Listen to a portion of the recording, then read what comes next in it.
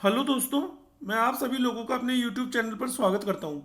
दोस्तों, जैसा कि आपको पता है, रीट लेवल 1 को लेकर के हाई कोर्ट में जो केस चल रहा है आपत्ति प्रश्नों का, तो दोस्तों उसके अंदर जो हमारे वकील हैं, मैंने आपको पहले भी बताया था कि हमारे वकील श्री मान सिंह मीणा है। और हमने जो है दोस्तों, मैंने पहले बताया था आपको कि 15 क्वेश्चंस पे आपत्ति लगी है। लेकिन दोस्तों मैं आज हमारे पास कॉपी आई थी कोर्ट की, जो भी हमने आपत्ति लगाई है, तो दोस्तों हमने 16 प्रश्नों पे और आपत्ति लगाई है। तो दोस्तों वो 16 प्रश्न आप देख लीजिए पहले कौन कौन से हैं। और दोस्तों एक चीज मैं आपको पहले ही बता देता हूँ कि यदि आपके जो क्वेश्चन मैं बताऊंगा 16 में से, तो दोस्तों मैं आपको 4 से 5 क्वेश्चन ऐसे बताऊंगा जिसके अंदर आपके डेफिनेटली मार्क्स बढ़ेंगे, ठीक है। यदि आपके वो 4 से 5 क्वेश्चन में से यदि किसी प्रश्न में आपको लगता है कि वो आंसर सही है और आप करके आए हैं, तो ही आप याचिकाकर्ता बनना। मैं आपको पहले बता देता हूँ, क्योंकि देखो दोस्तों, बात ऐसी होती है कि कुछ लोग ऐसे लूटने के लिए ये काम करते हैं, लेकिन मैं आपको वास्तविकता बता रहा हूँ। क्योंकि देखो दोस्तों, आप देखेंगे तो यहाँ मैंने मेरा कॉन्टैक्ट नंबर लिखा भी नहीं है। यहाँ केवल और केवल जिनके पास आपको पैसे देने हैं वो है असिस्टेंट अनिकेत मीणा, और वकील साहब है हमारे मान सिंह जी मीणा, ये जिनका कॉन्टैक्ट नंबर है। आप वकील से बात कीजिए, आप अनिकेत जी से बात कीजिए। मेरे से मैं अपना कॉन्टैक्ट भी नंबर दूंगा आपको इस वीडियो के अंदर, जो कि मैं आपको फाइनल लास्ट में दे दूंगा कि यदि किसी को कोई समस्या आती है तो वो मुझसे बात कर ले। क्योंकि देखो, पैसे लेने वाले जो हैं वो असिस्टेंट साहब हैं, तो उनसे बात करनी है आपको। बाकी जो अगर आपको कोई चीज़ समझ में नहीं आए तो मुझसे बात करनी है। लेकिन मैं आपको पहले 4 से 5 क्वेश्चन, तो पहले मतलब टोटल 16 प्रश्न आपको बताऊंगा जिनके अंदर हमने आपत्ति लगाई है। 4 से 5 क्वेश्चन ऐसे हैं जिनके बकायदा मेरे पास प्रूफ है। आप बोलोगे तो मैं अभी आपको प्रूफ भी दिखा दूंगा, जिनका हमने प्रूफ भी दिया है उन क्वेश्चंस का। तो अभी फिलहाल मैं आपको दोस्तों पहले एक एक चीज़ पर चर्चा करते हैं। लाभ किसे होगा, मैंने पहले बता चुका हूँ, याचिकाकर्ता को होगा। क्यों? क्योंकि अब आपके लेवल 2 निरस्त हो चुके हो। लेवल 1 का जो भी है दोस्तों, आपको पता है मार्कशीट आपकी छप चुकी है, आपके पास सर्टिफिकेट आ चुके हैं, तो ऑब्वियसली बात है अब फायदा जो होगा वो लेवल 1 में होगा, तो वो याचिकाकर्ता को ही होगा, ठीक है। 16 प्रश्नों पर आपत्ति है। कौन कौन से प्रश्न है वो मैं बता दूंगा, और किन किन प्रश्नों पर दोस्तों अंक बढ़ने की संभावना है वो भी मैं अभी आपको बता दूंगा। एक दोस्तों ये पांचवा पॉइंट देखिए, पहले अंक क्यों नहीं बढ़े थे। तो आपको पता है कि दोस्तों, जब आपके 23 अक्टूबर से लेकर के और 26 अक्टूबर तक जब आपकी आपत्ति मांगी गई थी, तो आपको पता है 2 नवंबर को आपका रिजल्ट घोषित कर दिया था बोर्ड की तरफ से। और आपको पता है उसका कारण क्या था, कि आपत्ति हमने लगाई थी बहुत से क्वेश्चनों पे उस वक्त, ऑब्जेक्शन। लेकिन दोस्तों आपको पता है कि उस वक्त जो भी इंसिडेंट हुआ, तो दो बोर्ड ने जो है आपत्ति चेक भी नहीं की थी। केवल एक दो क्वेश्चन थे, आपको पता हो तो एक तर्क वाला था कि किशोरावस्था की कौन सी विशेषता नहीं है, सॉरी बाल्यावस्था की कौन सी विशेषता नहीं है, जिसमें तर्क आंसर आया था। तो दोस्तों उसके अंदर बहुत ज्यादा आपत्ति लगी थी, इसलिए उसको बोनस कर दिया था। और एक हिंदी का क्वेश्चन था जिसके अंदर आपको बोनस कर दिया था, मतलब 2 अंक सबके बढ़ गए थे। तो इसके अलावा और किसी क्वेश्चन को उन्होंने चेक भी नहीं किया था। क्यों? क्योंकि बाकी क्वेश्चंस पर आपत्ति कम थी, लेकिन क्या कहते हैं, जिन पर सबसे ज्यादा आपत्ति थी उससे उन्होंने कर दिया। तो दोस्तों आपको भी पता है कि उन्होंने आनंद फानन में रिजल्ट दिया था ना, उन्होंने देखा थे कौन से क्वेश्चंस के आंसर, ना कुछ किया था। लेकिन फिलहाल इस वीडियो में मैं आपको बताने वाला हूँ कि कौन से तो 16 क्वेश्चन हैं। और अगली सुनवाई दोस्तों आपको मैं बता देता हूँ 22 फरवरी के बाद होगी, क्योंकि बोर्ड ने जो है वो कोर्ट से 15 दिन का टाइम मांगा है। क्योंकि अभी आपको पता होगा तो बोर्ड की के अध्यक्ष की बर्खास्तगी हुई थी, और साथ में बोर्ड के नए सचिव निलंबित हुए थे, तो उनकी जगह दोनों लोग नए आ गए हैं। तो इस कारण बोर्ड को ने 15 दिन का टाइम मांगा है, ठीक है।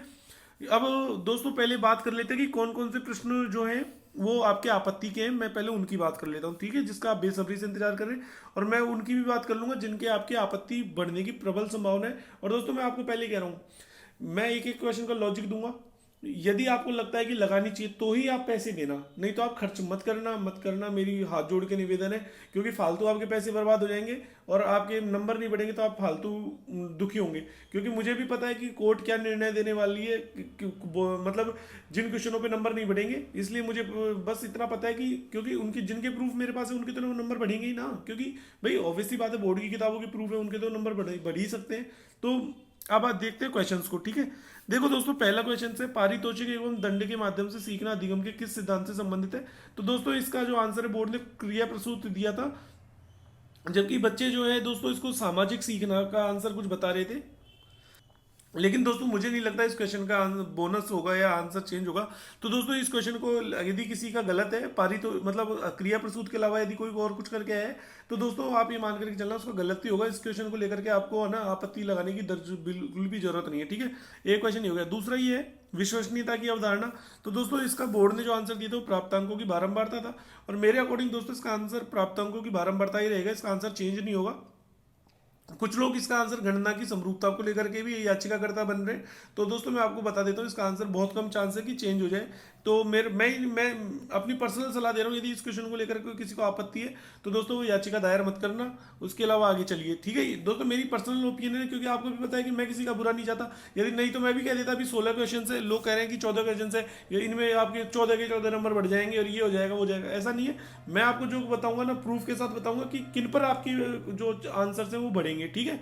आगे देखिए दोस्तों, कौन सा प्रक्षेपीय परीक्षण का उदाहरण नहीं है? तो दोस्तों इसका आंसर MMPI दे रखा था को बोर्ड के आंसर की में, और दोस्तों इसका वास्तविक आंसर भी यही होगा। तो इसमें भी आपके जो है नंबर बढ़ने के चांस बिल्कुल भी नहीं है, ठीक है। ये आपका तीसरा क्वेश्चन था।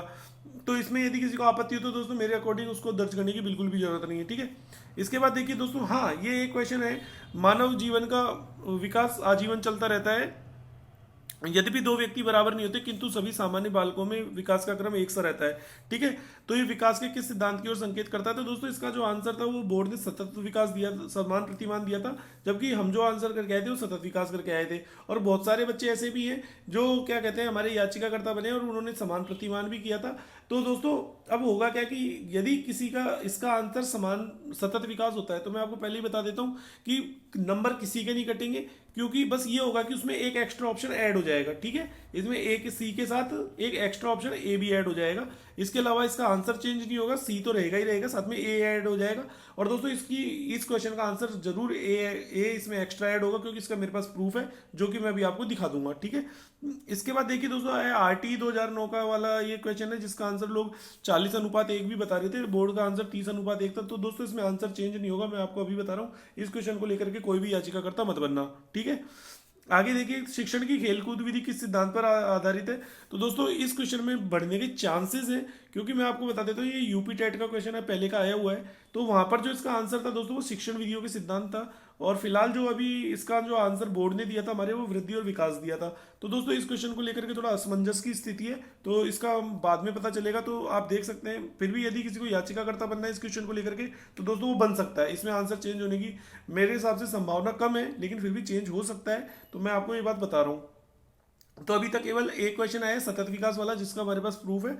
आगे देखिए दोस्तों, एक ये क्वेश्चन है जिसमें डेफिनेटली आंसर चेंज होगा, क्योंकि मध्यावधि परीक्षा जो उदाहरण है दोस्तों ये रचनात्मक का है, योगात्मक का नहीं है। पहले मैं आपको पूरी इसका बता देता हूँ। देखो आपको पता होगा, आपने सतत एवं व्यापक मूल्यांकन पढ़ा होगा, जिसमें आपको पता होगा कि पहले आपके 2 FA1 होते हैं। FA1 मतलब formative assistant, sorry formative assessment, जिसके अंदर मतलब रचनात्मक मूल्यांकन। उसके बाद होता है आपका SA1, जिसको बोलते हैं आप हाफ ईयरली। तो दोस्तों मध्यावधि परीक्षा जो होती है दोस्तों वो FA1 होती है या FA2 होती है। तो इस कारण इसका आंसर रचनात्मक मूल्यांकन आएगा। लेकिन जबकि बोर्ड ने इसका आंसर योगात्मक मूल्यांकन दिया है, तो दोस्तों इसका आंसर चेंज तो जो होगा मतलब योगात्मक तो रहेगा ही रहेगा, क्योंकि अब जब आंसर पहले एक बार आ चुका है तो जिनका सही है उनका गलत नहीं हो सकता। लेकिन इसमें एक एक्स्ट्रा ऑप्शन ए ऐड हो जाएगा, ठीक है। ये वाली चीज आपको समझनी पड़ेगी। इसका प्रूफ भी मैं दिखा दूंगा अभी PD पाठक की किताब में। आगे चलिए, 2 क्वेश्चन हो गए, ठीक है। एक तो सतत विकास और एक मध्यावधि परीक्षा। यदि ये किसी के गलत है तो वो डेफिनेटली याचिकाकर्ता बन जाना, ठीक है।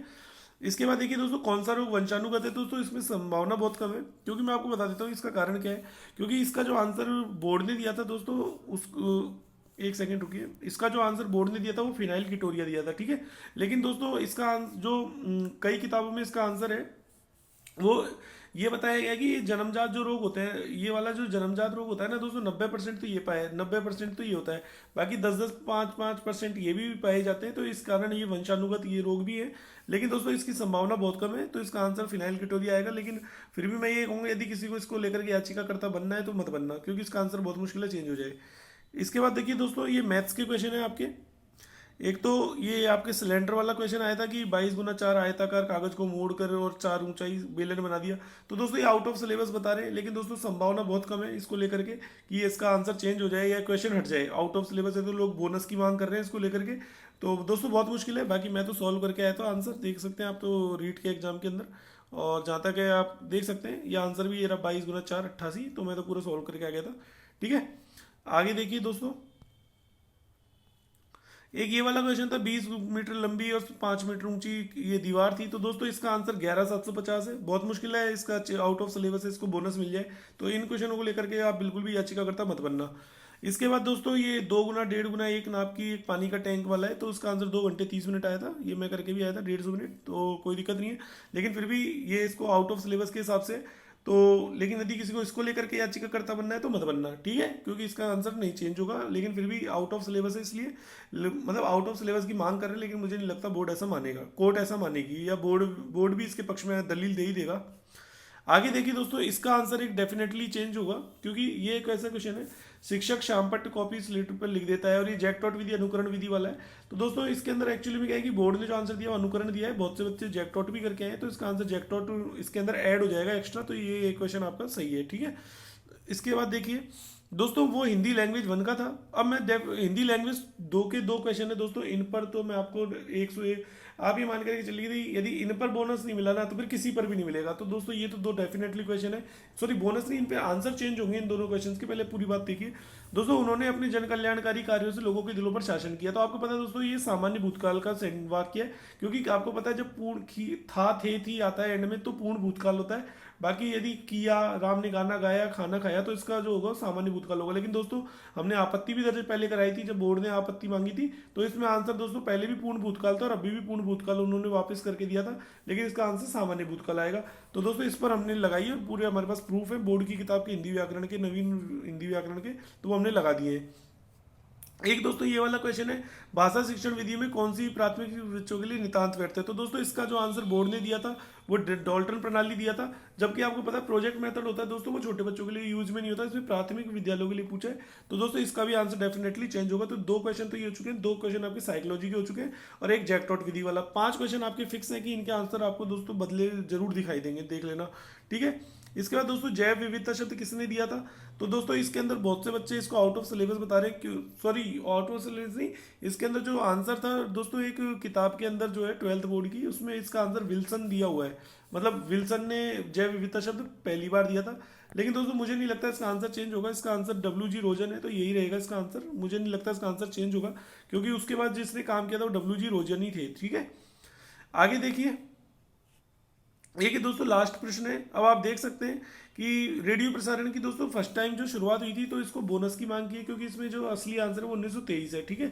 लेकिन दोस्तों इसके बाद 1923 के बाद जब काम हुआ था तो दोस्तों 1927 में हुआ था, तो मुझे नहीं लगता इसका आंसर चेंज होगा, इसका आंसर यही रहेगा, ठीक है। तो दोस्तों फाइनली मैं आपको बता देता हूँ, आपके 4 क्वेश्चन ऐसे हैं जिनके 5 क्वेश्चन ऐसे हैं जिनके आंसर चेंज होंगे। मैं आज आपको अभी बता रहा हूँ ये बात। तो अभी फिलहाल मैं आपको एक बार फाइनली बता देता हूँ कौन कौन से वो क्वेश्चन है जिनके, तो आपने देख लिए होंगे दोस्तों। एक बार मैं आपको पूरी कैलकुलेट करता हूँ। हमने जो है साइकोलॉजी के जो है टोटल 8 क्वेश्चनों पे आपत्ति लगाई है, मैथ्स में 3 पर, उसके बाद आपकी हिंदी में लैंग्वेज 1 में 1 है, और लैंग्वेज 2 के अंदर हिंदी में आपके 2 क्वेश्चन है, ठीक है। और EVS में आपके 2 क्वेश्चन है। तो अब आप जोड़ सकते हैं, 5 और 3 8 और 1 9 और 2 11 और 2 13 और 3 क्वेश्चन और थे दोस्तों। 1 सेकंड रुकिए, सॉरी दोस्तों, ये देखिए 8 और 3 11 और 1 12 और 4 16। तो मैं साइकोलॉजी के 8 क्वेश्चन है, 3 मैथ के हैं, 1 हिंदी का फर्स्ट लैंग्वेज का है, 2 हिंदी लैंग्वेज सेकंड का, और EVS के 2 क्वेश्चन है। तो अब दोस्तों फाइनली मैं आपको बता देता हूँ, यदि याचिकाकर्ता बनना है ना तो किन क्वेश्चनों को लेकर बन सकते हैं। यदि आपका एक भी नंबर बढ़ रहा है ना, जो मैं 5 क्वेश्चन बता रहा हूँ, तो आप बन जाना, ठीक है। बाकी आप लोगों की मर्जी है जो आप करना। तो इसमें देखिए दोस्तों, एक तो ये डॉल्टर प्रणाली वाला मैं नंबर लिख देता हूँ। इस क्वेश्चन में यदि कोई प्रोजेक्ट प्रणाली करके आया है तो दोस्तों वो बन जाना, ठीक है। इसके बाद इसके अंदर जो सामान्य भूतकाल करके आया है वो बन जाना याचिकाकर्ता, ठीक है। इसके बाद ये जैकटॉट विधि वाला है, यदि कोई इसमें जैकटॉट करके आया है अनुकरण के साथ में तो ये भी जुड़ जाना, ठीक है। 3 और इनको लेकर के कोई दिक्कत नहीं है, इनमें बहुत मुश्किल है। एक ही मध्यावधि परीक्षा वाला, ठीक है, इसमें रचनात्मक आंसर आएगा। तो दोस्तों चलिए आपको इसका प्रूफ भी दिखा देता हूँ, मध्यावधि का और सतत विकास का, ठीक है। तो देखिए दोस्तों, यहाँ पे आपको ये मध्यावधि लिखित परीक्षा वाला है, तो ये रचनात्मक मूल्यांकन होता है, ठीक है। ये PD पाठक की किताब है एक, जिसका हमारे पास प्रूफ लगाया है हमने, और भी बाकी हमारे पास काफ़ी चीज़ें हैं, लेकिन अब मध्यावधि लिखित परीक्षा का ये रचनात्मक मूल्यांकन होता है, तो इसका एक हमने प्रूफ लगाया है, ठीक है। और बता दें, एक देखिए दोस्तों सतत विकास वाले का आपका पूरा एक बार लैंग्वेज देख लीजिए। ये आपका सतत विकास का सिद्धांत का है कि विकास एक क्रम के अनुसार होता है। बच्चा जन्म से ही बैठ कर पढ़ना नहीं सीखता है, बल्कि चलने से, अब करवट बदलना, घुटनों के बल, ये सब एक खड़े होना, फिर चलना, इनमें से कोई भी पूरा कर सकता है, लेकिन इसका क्रम या पैटर्न सदैव एक सा रहता है, ठीक है। तो विकास एक निरंतर प्रक्रिया है जो भी है। तो ये सारा हमने इसमें प्रूफ लगाया है, और आप क्वेश्चन भी एक बार चेक कर लेना। तो इसमें दोस्तों ये इस चीज़ के प्रूफ लगाए। एक दोस्तों हिंदी का जो आपका काल वाला क्वेश्चन था उसका ये प्रूफ लगाया है हमने। एक की जो है इसमें आप देख सकते हैं यहाँ पे कि विघ्ना ने इस दुख पर भी वियोग किए दिया, शासन किया, एक जैसे रूप है, तो यहाँ पूर्ण भूतकाल का जो उदाहरण जो होता है उसमें था आता है, ठीक है। तो जैसे सिकंदर ने हिंदुस्तान पर चढ़ाई की थी, तो ये पूर्ण भूतकाल है। और सामान्य भूतकाल का ये उदाहरण है, देखो ये लिखा हुआ है सामान्य भूतकाल का उदाहरण है, विघ्ना ने इस दुख पर भी वियोग दिया, शासन किया। तो ये था ना, लोगों ने जन कल्याणकारी दिलों पर शासन किया, तो ये शासन किया वाला आ गया, ठीक है। और इसके अलावा दोस्तों ये प्रोजेक्ट प्रणाली वाला है, तो ये आप देख सकते हैं, ये प्रोजेक्ट प्रणाली की छोटी कक्षाओं में ये विधि प्रयोग में नहीं लाई जा सकती। तो ये आपके प्रूफ मिल गए आपके 4 क्वेश्चनों के। और एक जैटोट विधि का तो आपको पता ही है जो भी है, ठीक है, क्योंकि दोस्तों मेरी हिंदी लैंग्वेज सेकंड थी, तो ये 4 प्रूफ तो मैंने दे दिए थे। तो दोस्तों अब बात आती है कि फाइनली आपके 4 से 5 नंबर आपके डेफिनेटली बढ़ने वाले हैं। इस बात की तो मैं गारंटी तो नहीं ले सकता, लेकिन फिर भी मुझे विश्वास है कि आपके 4 से 5 बढ़ेंगे। आप वकील साहब से बात करें, मैं आपको एक ही सलाह दूंगा, आप वकील साहब से जरूर बात करना इस बारे में, पहले पूरी बात जानना, क्योंकि आप ऐसे ही किसी पर विश्वास मत करना, उसके बाद ही आप जो भी करना है आपको करना। वकील साहब से बात करने के बाद आप पैसे इनको देना, ठीक है। और यदि फिर भी किसी को प्रॉब्लम है तो दोस्तों फर्स्ट टाइम मैं अपना नंबर दे रहा हूँ, लेकिन प्लीज़ आप लोगों से हाथ जोड़ के रिक्वेस्ट है कि आप इसको मतलब क्या कहते हैं कि जब आपको ज़रूरत हो तब आप कॉल करें, अनावश्यक कॉल नहीं करें। नहीं तो दोस्तों क्योंकि मेरे पास बिल्कुल भी टाइम नहीं था, हो सकता है मैं कॉल अटेंड ना कर पाऊँ, लेकिन दोस्तों यदि मुझे टाइम मिलेगा तो मैं आपको डेफिनेटली वापस कॉल कर लूँगा, जिसको भी प्रॉब्लम हो, ठीक है। तो फर्स्ट टाइम मैं अपना नंबर दे रहा हूँ, तो इस बात का ध्यान रखना कि आपको उस चीज़ को मतलब वो नहीं करना है बिल्कुल भी।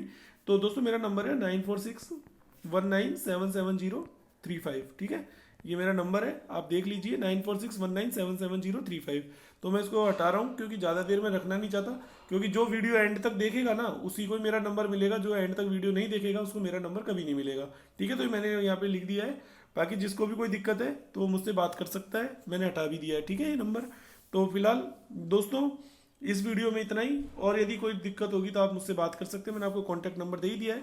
और यदि आपको पैसे देने हैं तो असिस्टेंट जो है वो अनिकेत जी हैं, और यदि वकील साहब से बात करनी है तो ये नंबर है, ठीक है। तो इस वीडियो में इतना ही, धन्यवाद।